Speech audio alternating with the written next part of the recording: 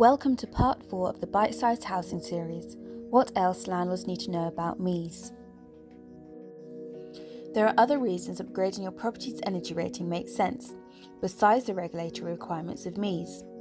An energy efficient property is more attractive to a potential tenant, as they are warmer in the winter, cooler in summer, with lower energy bills, as well as being less likely to be damp and mouldy, and therefore a healthier place to live. From a landlord's perspective, this means more regular income, higher property value, less maintenance and redecoration required, no enforcement action or fines, and a lender being more likely to lend against the property in the future and at a good interest rate. Since the introduction of MEES, mortgage lenders have sought to limit their exposure to risk in the private rental sector. Lenders often require a recent EPC, which is no more than 2 years old, and sometimes F&G rated properties will not be mortgageable by many lenders, especially when one landlord is selling to another. These sales may result in the lender requesting the property to be upgraded before the sale can proceed. Under future proposals, mortgage lenders will be required to report on the average energy efficiency of the lending portfolio, with targets suggested to improve it. Lending for HMOs is also becoming more prescriptive and difficult. This is mainly due to the multiple increased risk of this type of let, but at some point HMOs may fall fully under MEES, and some of the suggested improvements could be very costly, with more dwellings in one building to improve, which may be another contributing factor. The EPC is always evolving. If your existing EPC is over 5 years old, there are likely to have been changes which may affect your decision making. Examples of this would be that the thermal efficiency of some solid wall constructions have been updated to reflect better performance, and where you may have seen a recommendation for fitting fan-assisted storage heaters, this will now recommend high heat retention storage heaters, which score higher on the EPC as they are more efficient and cheaper to run. Approach energy improvements proactively. You have more time to consider your options, access potential funding, and obtain more quotes.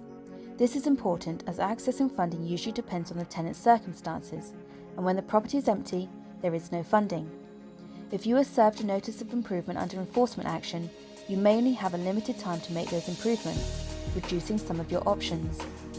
One of the most common mistakes made by landlords and electricians is fitting electric panel heaters or electric central heating, which operate on the single tariff on-peak rate.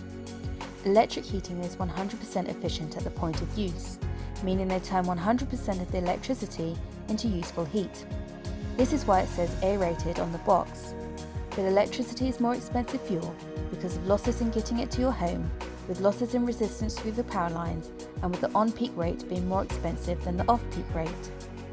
If you have on-peak electric panel heaters or older storage heaters in your property, look at modern fan-assisted storage heaters, or better still, you'll get a higher rating by fitting high heat retention storage heaters. Many homes are still heated with boilers and radiators, the most efficient of which are condensed and combi boilers, as they recycle waste heat back into the system and do not store hot water, they generate it on demand. Your EPC will also score higher if you have a programmer, room or smart thermostat, and thermostatic radiator valves. The newer your boiler, the higher it will score, with a slight drop in points as the older it gets. Mains gas boilers are still the cheapest to run and hence score best on the EPC. The cost of all fossil fuels is going up, and the order of costs may change over time. If we generated our own electricity through solar panels, this would potentially make the electricity cheaper. It is important if you have a listed building or it is in a conservation area that you understand what is permitted and what is not. Some landlords incorrectly assume that having a listed property exempts them from doing anything. This is not correct. Many internal improvements are still possible and expected to be carried out if within the spending limits of MEES.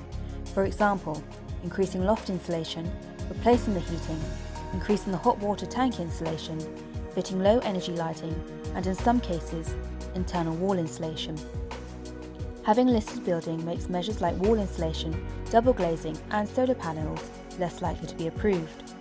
When making improvements, try and start with the fabric measures first. These are measures such as cavity or solid wall insulation, loft, flat roof or roof room insulation, and underfloor insulation.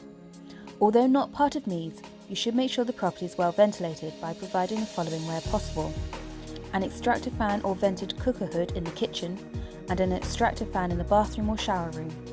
In addition, trickle vents or room vents along with 10mm gaps under internal doors should allow moisture to escape and a healthy amount of air circulation within the property can occur. You can improve your F&G rated property by using our Energy Rating Improver tool to obtain recommendations.